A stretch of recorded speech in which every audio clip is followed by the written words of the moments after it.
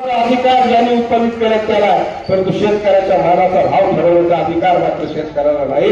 आणि म्हणून वारंवार आमचा शेतकरी त्या ठिकाणी तोट्याची शेती करून कर्जबाजारी बनत चाललेला आहे. आणि म्हणून तो कर्जबाजारी होतोय. आणि एका धान्याचे 1000 धान्य करण्याची ताकद त्याच्या मानण्यामध्ये आहे. तो भिकारी नाही. तुम्ही त्याला भिकारी बनवलेला आहे, तुम्ही त्याला लाचार बनवलेला आहे. आणि शेतकरी गरीबच राहायला पाहिजे, भिकारी राहायला पाहिजे, म्हणजे मग आमच्या निवडणुकीमध्ये आमचे झेंडे घ्यायला जिंदाबादचे नारे द्यायला मोकळा होईल. अशी या राजकारण्याची पॉलिसी आजपर्यंत राहिलेली आहे. आणि यांनी कायमस्वरूपी शेतकऱ्यावरती सरकार मागचा असो किंवा आताचा असो, यांनी कायमस्वरूपी शेतकऱ्यावर अन्याय करण्याचं काम केलेलं आहे. जोपर्यंत उत्पादन खर्चावर आणि शेतकऱ्याला शेतीमालाचा कायदा होत नाही तोपर्यंत शेतकऱ्याला चांगले दिवस येणार नाही. बाबांनो, पुढच्या पिढीची आम्हाला चिंता वाटते. मी भविष्यकार नाही, मी ज्योतिषी नाही, मी जबाबदारीने सांगतो, लई येणाऱ्या 10 वर्षामध्ये परिस्थिती खूप भयानक असणार आहे. याची जाणीव ठेवा. आपण फळावर राहून वागलं पाहिजे, लक्षात ठेवा.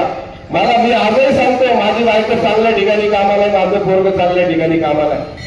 आणि तरी मी हे सगळं काय करतो, कारण मी एका शेतकऱ्याच्या पोटी जन्म घेतला नाही. माझ्या बापाने माझा बाप शिकलेला नाही, आई शिकलेला नाही.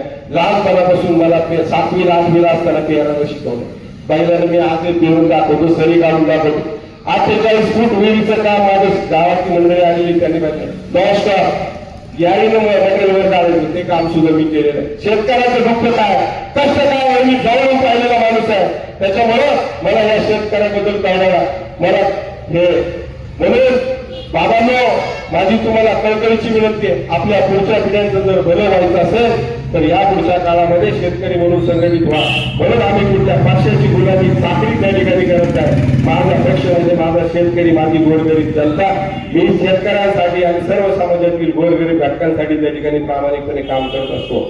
सत्ताच पाहिजे असं काही नाही. रस्त्यावरची लढाई लढून देखील आम्ही बऱ्याच लोकांना न्याय मिळून त्या ठिकाणी दिलेला आहे. म्हणून बोलण्यासारखं खूप आहे, वेळेची मर्यादा आहे. आपण सगळे मंडळी, धरती मंडळी या ठिकाणी आला, त्यामुळं मी आपल्या सगळ्यांना मनापासून सलाम करतो.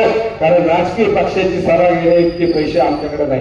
आता हे स्पीकर व्यवस्था केली, प्लेस लावले, याचे पैसे सुद्धा द्यायचे कसे, असा आम्हाला मोठा प्रश्न आहे.